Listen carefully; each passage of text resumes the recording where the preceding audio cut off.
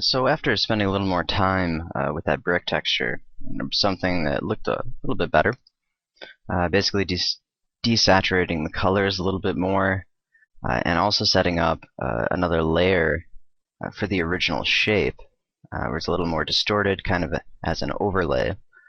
If you notice all the really fine white speckles that are showing up from that texture in the background, I do want to get rid of some of that, so I'm going to go to Image and Adjustments and use the Replace Color tool. I'm going to turn on Localize Color Clusters and change the color to white. We can then adjust the fuzziness amount to show up and really fill in more of those white areas, and then decrease the lightness. So the more we increase the fuzziness, the more it'll remove of that white. And it'll give us something that looks a little bit better.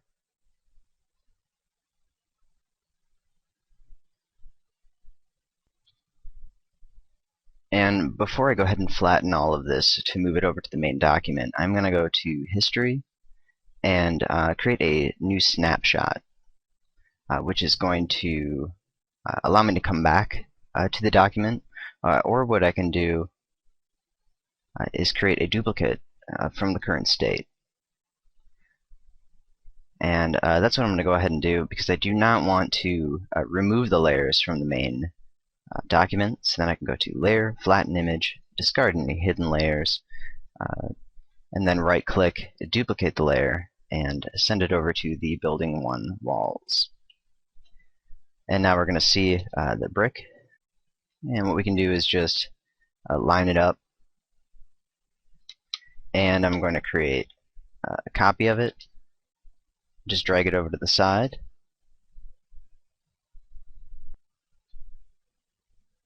And I can hit Control E on the keyboard to merge down, which is going to merge those two layers together. So you could also go up to Layer and select Merge Down.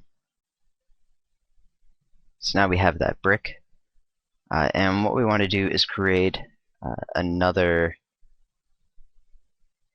texture, or just use one of the textures the Seamless Images provided with the training, just to put on top of that, and start painting in a mask in order to separate the two.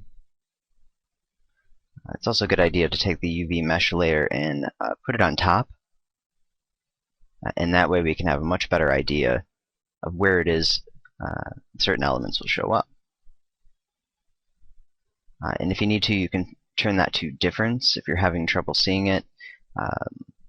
This way we'll have the exact opposite color showing, and we'll always be able to see the line. So if we end up with a lighter color, but right now the white seems to be working the best. And I have another manipulating layer I want to use, or another texture. This is wall number 61.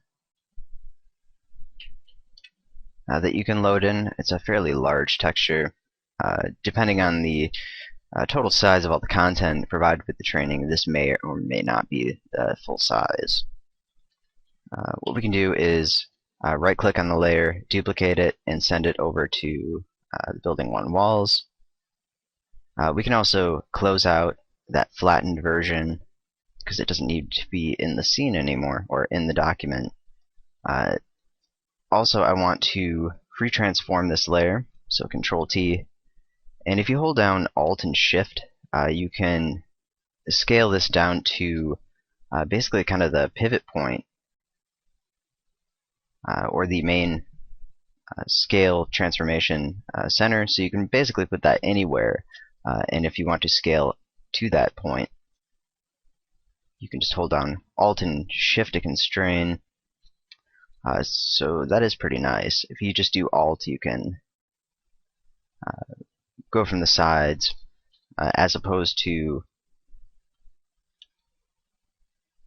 just moving in one direction. So this is a seamless texture, and once again, we really only need to worry about it being horizontally seamless. So I'm just going to scale the sides to match up. to the full length of the document. And I'm going to change the blending mode over to exclusion. Now, because we have so much color within that, it's going to create a very interesting look for it. So I do want to make some modifications. Basically, go up to Image Adjustments, Vibrance. If you're using CS4, anything earlier, you can just desaturate. But what I want to do is increase vibrance and decrease saturation. And then also Control L for levels, and we can modify it further. And you can really see the impact when modifying levels of what it's going to have the overall effect on the layer underneath it, or any blending layers underneath that. So if you wanted a little bit higher contrast, you can bring in left and right sides. One thing I am going to do is go back, just cancel that, go back to levels, hit auto, click OK, and then we can adjust that center point. And this just adds a little more variance overall throughout the image map. We could set up a mask for this if we want to paint it into certain areas, but I think it looks pretty good as an overall overlay.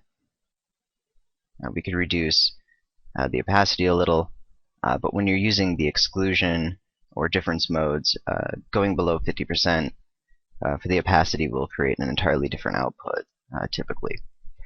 So now we need to use another texture to set up kind of what's going to be over the brick, and then we're going to be cutting away from that to show the bricks underneath, or these larger bricks. Beyond that, you could also set up another brick texture, much smaller bricks, to get rid of these large sections if needed. So I'm going to bring in another texture that's included, wall number 26, and what we can do is duplicate that over to the building one walls document, close it out, and setting it up once again, just dragging it over to the left, and then creating that duplicate by holding down Alt and Shift to constrain to create the duplicate. Drag it over to the side where it's going to snap, and then Control E to merge it down. The color of this I do want to modify because I don't really think it's going to match up well. So we can go to Levels and select Auto, and then if we go to the options, we can choose from a couple of different setups. I'm going to snap to the neutral midtones and enhance per channel contrast, and we're just going to drag that center point up a little bit, and then we can lighten it, because I do want something a little bit lighter. And with that layer selected, we can go down here and add a mask.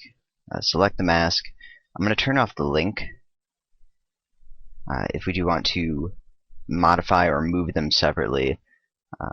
The individual layer is basically the main texture, and then also the mask. We can do that if it's unlinked. I'm going to reset the colors, and then we can start to paint in where the texture is going to be subtracted. So just go ahead and swap those so we have black, and then we can see just with a simple brush we're subtracting from it without destroying the original texture. So we can very easily create different masks to blend these together, and I have a lot of custom brushes for this.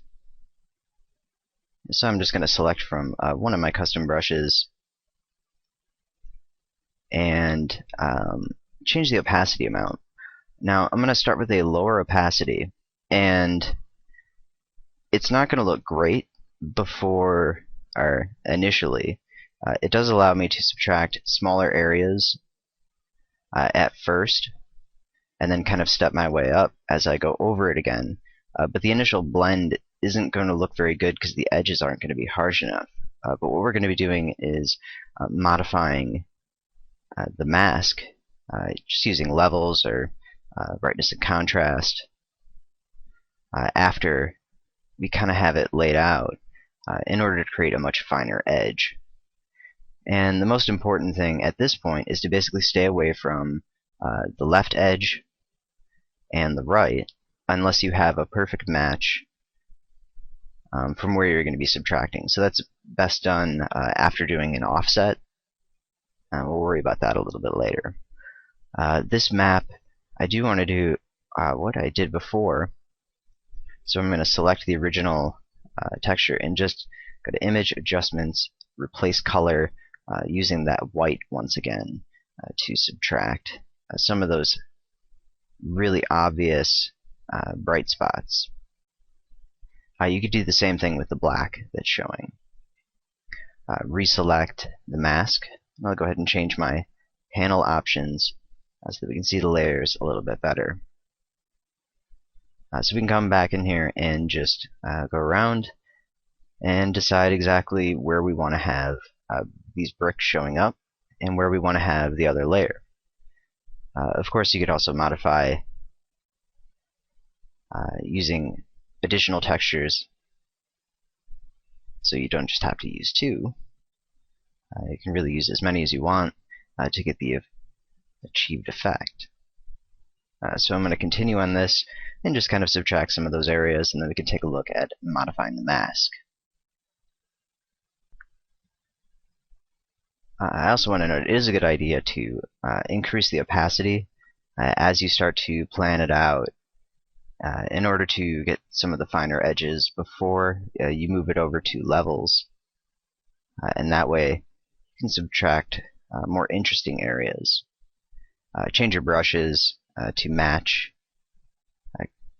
the look you're going for. That can also help. And in this case, because these two are very similar in color, the overall subtraction may not show as much as if they were completely different colors. So just going along, removing some of those areas, going back over them to increase the opacity of the mask. So that's pretty cool. You could work the other way around too. So if you wanted to start with the brick and then paint in where this texture is going to show, what you could do is start with Paint Bucket tool and paint, or just click on the canvas area to be all the way black, and then start painting with white.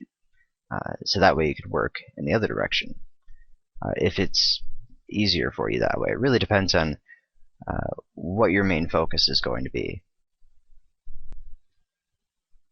So I'm going to start with this as the main layer. I'm going to select that mask, hit Control L, and now we can adjust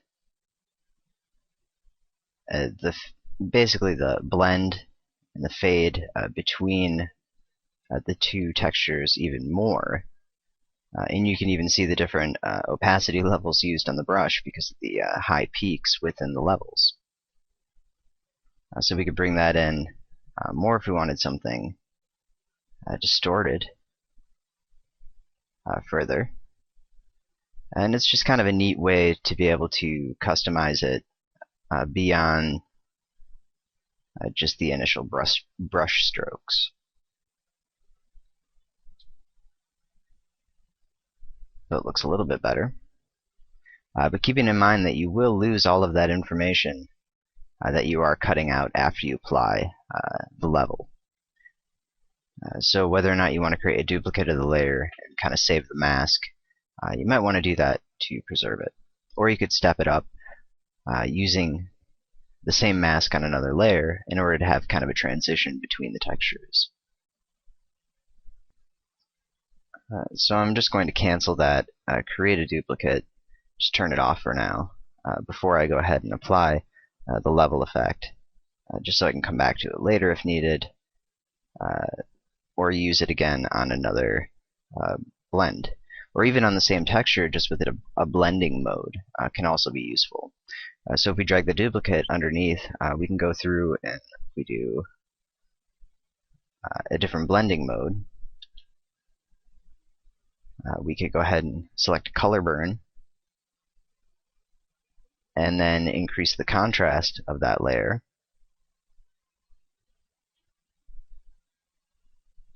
And the actual texture, and then select the levels and modify that. And that gives us a nice little variance and kind of a fade into the other texture. So a lot of different ways you can kind of customize this, make it look a little more interesting. Layer styles will also be pretty effective for this. Even setting up something as simple as a drop shadow, reduce distance, increase size. If you want to create an effect like that, you could do inner shadow, which isn't going to show because of the way the mask is set up with the layer above it. But it does give you a lot of options to adjust the overall look.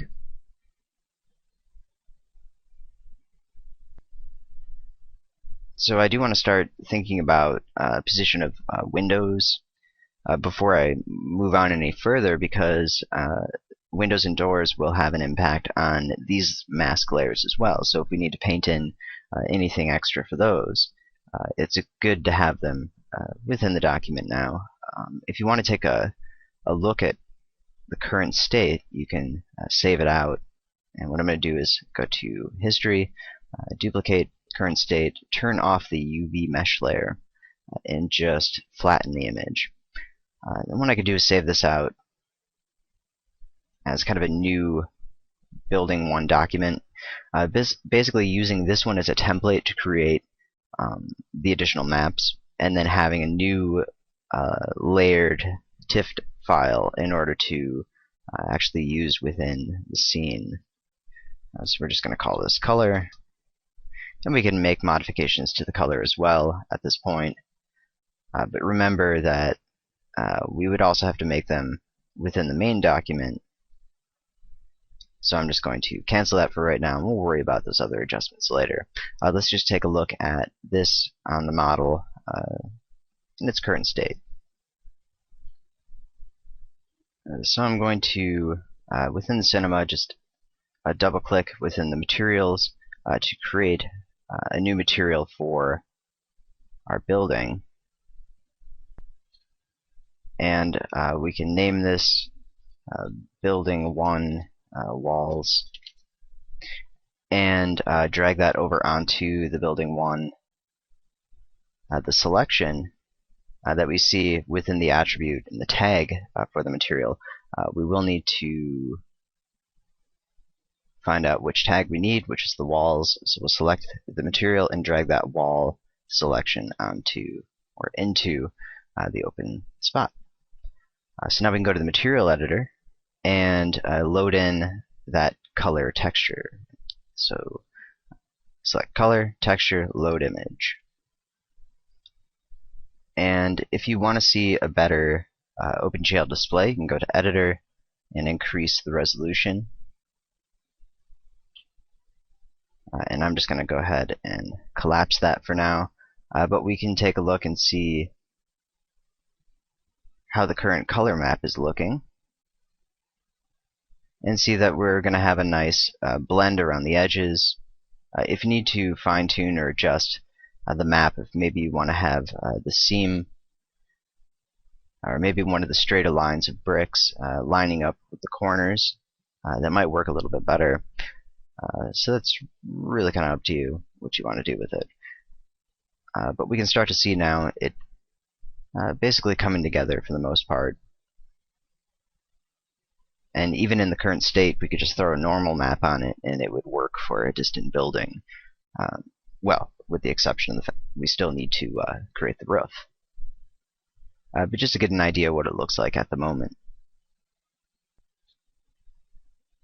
So now we can start to plan out where we want to put the walls and the door, and then start creating the diffusion map around that and modifying the color further